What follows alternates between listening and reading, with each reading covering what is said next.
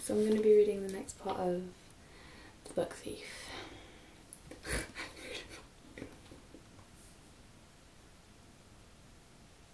This should so totally be my thumbnail. Right. On page 97, by the way, if you have the book. Some people said that they got the book to follow along. That's so cute. Right.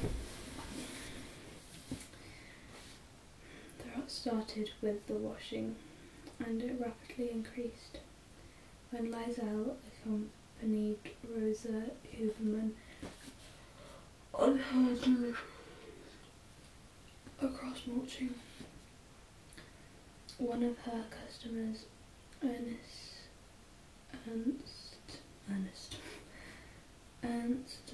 Vogel, informed them that he would no longer afford to have his washing and ironing done.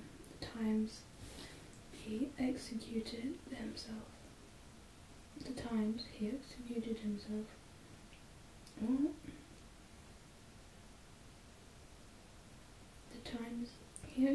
himself. What can I say? They are getting harder. Oh, a minute. The war's making things tight. He looked at the girl. I'm sure you get an allowance for keeping the little one, don't you? To Liesel's dismay, Mama was speechless. An empty bag was at her side. Come on, Liesel. It was not said. I was pulled along, rough-handed. Vogel called out from his front step. He was perhaps 5'9", and his greasy straps of hair swung lifelessly across his forehead. I'm sorry, Frau Huberman. Liesel waved at him. He waved back. Mama castigated. Don't wave to that.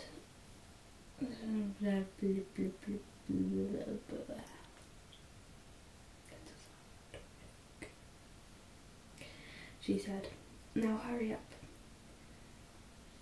That night when Liesel had a bath, Mama scrubbed her especially hard, muttering the whole time about that Vogel circle.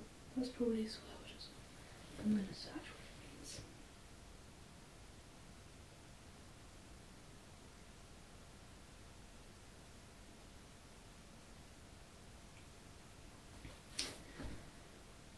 And imitating him at 2-minute intervals.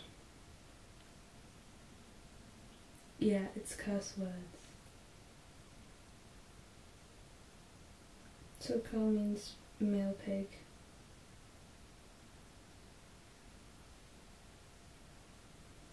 What does that mean?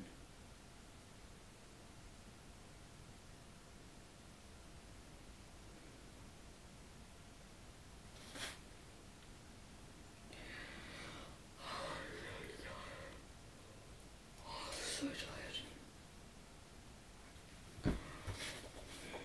Liesel's what? Wait, I'm on what page? Whole time about the and imitating him at 2-minute intervals. You must get an allowance from the girl. She berated Liesel's naked chest as she scrubbed away. You're not worth that much. Beep. You're not making me rich, you know. Liesel sat there and took it. Not more than a week after that particular incident, Rosa hauled her into the kitchen. Right, Liesel. She sat her down at the table. Since you spend half your time on the street playing football, you can make yourself useful out there for a change. Liesel watched only her own hands. What is it, Mama? From now on, you're going to pick up and deliver the washing for me. Those rich people are less likely to fire us if you're the one standing in front of them. If they ask you where I am, Tell them I'm sick and look sad when you tell them. You're skinny and pale enough to get their pity. Herr didn't pity me. Well, her agitation was obvious. The others might, so don't argue. Yes, Mama.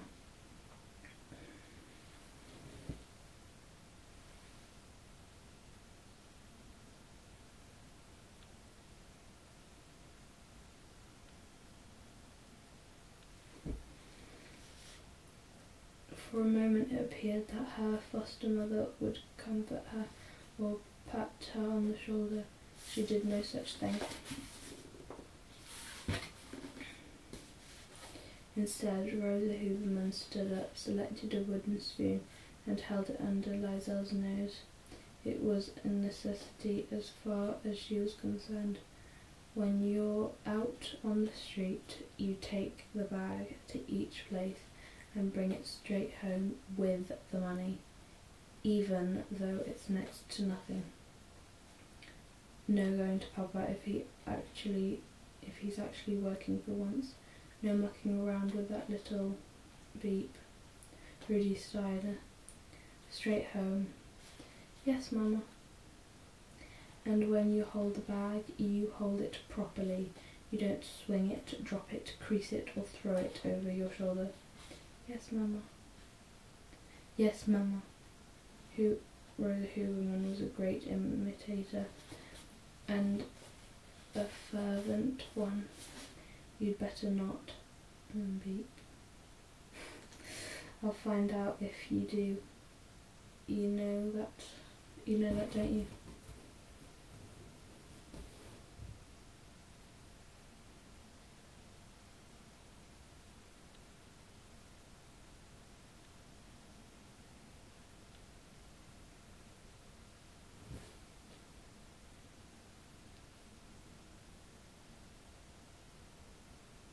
Okay.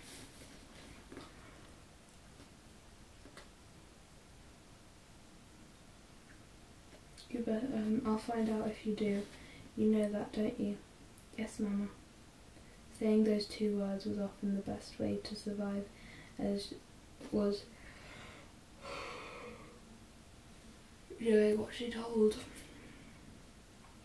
And from there, Liesel walked the streets of Morching from the poor end to the rich, picking up and delivering the washing. At first it was a solitary job, which she never complained about. After all, the very first thing she took the sack through town. She turned the corner onto Munich Street, looked both ways and gave it one enormous swing, a whole revolution, and then checked the contents inside. Thankfully there were no creases, no wrinkles, just a smile and a promise never to swing it again. So she just swung it because she told her not to. Overall, Liesel enjoyed it. There was no share of the pay, but she was out of the house, walking the streets without Mama was heaven in itself. No finger pointing or cursing, no people staring at them as she was sworn at for holding the bag wrong. Nothing but serenity. She came to like the people too. The I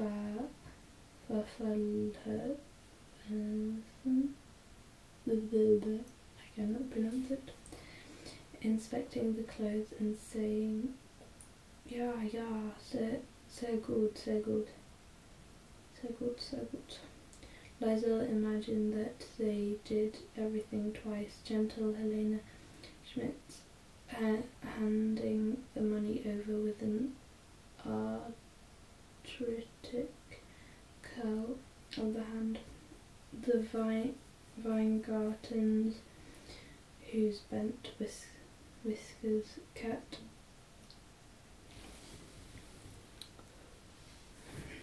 I think I've got to run about to always answered the door with them. Little Goebbels That's what they called him, after Hitler's right-hand man, and Frau Hermann, the mayor's wife, standing fluffy-haired and chivalry in her enormous cold-aired doorway. Always silent, always alone. No words, not once. Sometimes Rudy came along. "How much money do you have there?" he asked one afternoon. It was nearly dark and they were walking onto Hummel Street, past the shop. "You've heard about Frau Diller, haven't you? They say she's got lollies hidden somewhere, and for the right price." "Don't even think about it." Liesel, as always, was gripping the money hard. "It's not so bad for you. You don't have to face my mama." Rudy shrugged. It was worth a try. In the middle of January, schoolwork turned into attention to letter writing. After learning the basics, each student was to write 2 letters, one to a friend and one to somebody in another class. Liesel's letter from Rudy went like this. "Dear..." swear word. "Are you still as useless at football as you were the last time we played?" "I hope so.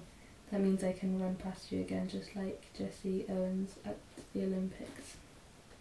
When Sister Maria found it, she asked him a question very ambiently. Sister Maria's offer. "Do you feel like visiting the corridor, Mr. Stein?" Oh. Needless to say, Rudy answered in the negative, and the paper was torn up, and he started again. This time it was written to someone named Liesel, and inquired as to what her hobbies might be.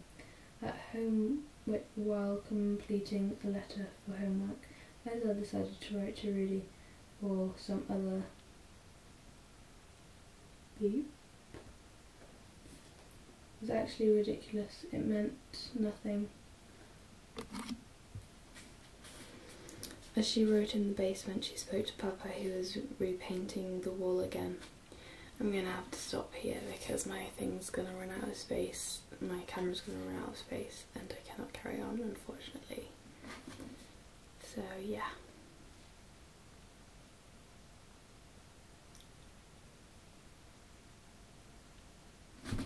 Thank you for watching. I'm really disappointed in this reading Sunday because I didn't read the full amount that I usually do. 25 minutes became like 20 or something, so I'm really sorry. I hope you still enjoyed it. More videos on the way. Bye. Hey guys, so basically I'm sorry I look kind of tired and stuff. It's kind of late at night on Sunday and I completely forgot about reading Sunday, and I haven't been making any videos this week. I just got back into school, so they're giving us tons of homework.